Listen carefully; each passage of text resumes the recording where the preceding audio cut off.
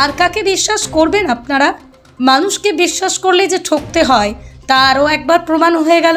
আমরা সবাই জানি প্রান্তিক গরিব পিছিয়ে পড়া মহিলাদের অর্থ ও সামাজিক উন্নতি করাই মহিলা স্বনির্ভর গোষ্ঠীগুলির প্রধান কাজ। তাদের আর্থিক উন্নতির জন্য এই মহিলা স্বনির্ভর গোষ্ঠীর মাধ্যমে বিভিন্ন ব্যাংক তাদের লোন দেয়, আর সেই লোন নিয়ে বিভিন্ন রকমের কাজ করে। মাসে মাসে কিস্তির আকারে সেই লোন তারা শোধ করে। আর সেখানেই হলো গণ্ডগোল। গ্রামের সরল সাধাসিধে মহিলারা ঘাম ঝরিয়ে নানান রকম কাজ করে তাদের লোনের কিস্তির টাকাগুলো মহিলা স্বনির্ভর গোষ্ঠীর দলনেত্রীর কাছে প্রতি মাসে জমা দিয়ে আসেন। আর সেই টাকা পয়সা ব্যাংকে জমা না দিয়ে নিজে আত্মসাৎ করে সম্পদ দেয় এক মহিলা স্বনির্ভর গোষ্ঠীর সভানেত্রী তথা দলনেত্রী। জানা যায় সেই টাকার পরিমাণ প্রায় 5 লক্ষ টাকা। শুধু টাকায় নয়, যাতে প্রমাণ না থাকে তার জন্য সঙ্গে করে নিয়ে গেছেন ব্যাংকের হিসেবের খাতাপত্রগুলো। এমনটাই অভিযোগ করছেন গোষ্ঠীর বাকি সদস্যরা। জানা যায় বেশ কিছু মহিলারা মিলে নদিয়ার ফুলিয়াতে নববর্ষ স্বনির্ভর গোষ্ঠী নামে একটি স্বনির্ভর গোষ্ঠী চালান। সেই স্বনির্ভর গোষ্ঠীর সভানেত্রী বৈশাখী অধিকারী টাকা পয়সা খাতাপত্র নিয়ে হঠাৎ করে উধাও হয়ে যায়। আমরা সবাই জানি যে প্রতিটা মহিলা গোষ্ঠীকে নিয়ন্ত্রিত করে একটা 3 জনের ক্লাস্টার কমিটি, আর সেই ক্লাস্টার কমিটি 3 জন মহিলার বিরুদ্ধেও এই একই অভিযোগ উঠে আসছে। হাজার বলা সত্ত্বেও দীর্ঘ 2 বছর ধরে গোষ্ঠীর কোনো মিটিং করেনি তারা। এমনকি ব্যাংকের বই, রেজুলেশন, খাতা কিছুই দিত না বাকি সদস্যদের হাতে। খাতা চাইতে গেলে বাকি সদস্যদের শুনতে হয়েছে অকথ্য ভাষায় গালিগালাজ। দোষীদের দৃষ্টান্তমূলক শাস্তির দাবি নিয়ে আজ তারা শান্তিপুর থানায় লিখিত অভিযোগ দায়ের করেন।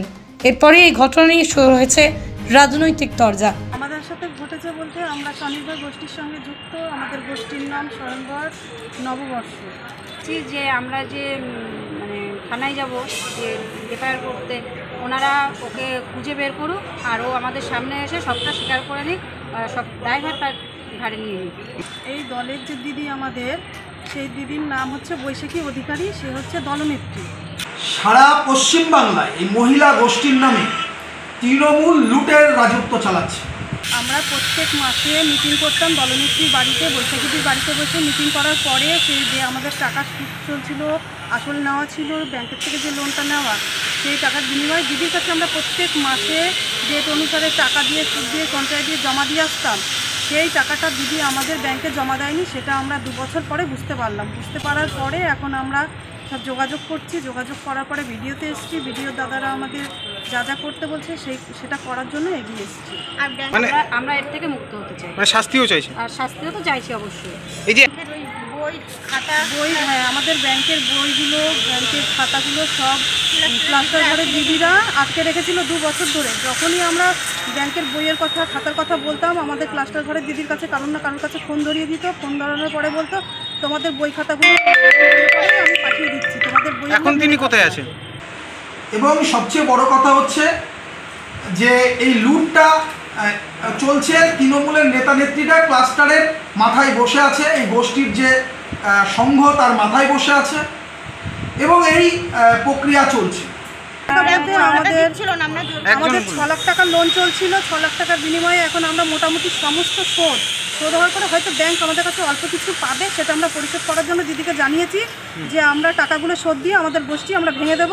তখন দিদি বুঝতে পারে পালিয়েছে।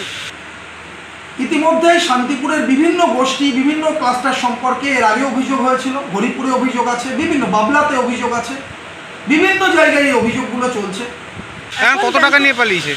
কত টাকা নিয়ে পালিয়েছে বলতে এখন ব্যাংক আমাদের বলছে যে 5,90,95,000 টাকা ব্যাংক নিয়ে, কিন্তু ব্যাংক আমাদের কাছে পাবে মোটামুটি হয়তো 1 লাখ টাকা মতো পাবে। তাহলে আমরা 5 লাখ টাকা শোধ করেছি, সেই 5 লাখ টাকা দিদি নিয়ে পালিয়েছে।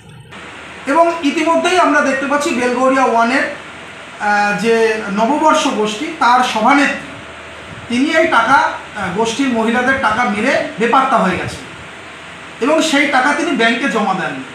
আচ্ছা, আপনারা কি চাইছেন এখন? আমরা চাইছি দিদি এখানে আসুক, এসে আমাদের এই যা কাণ্ড করেছে সেই কাণ্ডটা সম্পূর্ণভাবে নির্দিষ্টভাবে বুঝিয়ে দিই যে টাকা আমি খেয়েছি, আমার সঙ্গে কে কে আছে, কে কী করেছে সমস্তটা আমরা জানতে চাই। আমরা ওদেরকে অনুরোধ করেছি যে আপনারা পুলিশকে অভিযোগ করুন এবং পুলিশের কাছে অনুরোধ যে অনতি বিলম্বে ওই যিনি সভানেত্রী ছিলেন তাকে অ্যারেস্ট করতে হবে এবং তাকে কাস্টডিতে নিয়ে জেরা করতে হবে যে এটার সঙ্গে কোন কোন নেতা নেত্রীরা তারা যুক্ত আছেন এই টাকা মারার খেলা।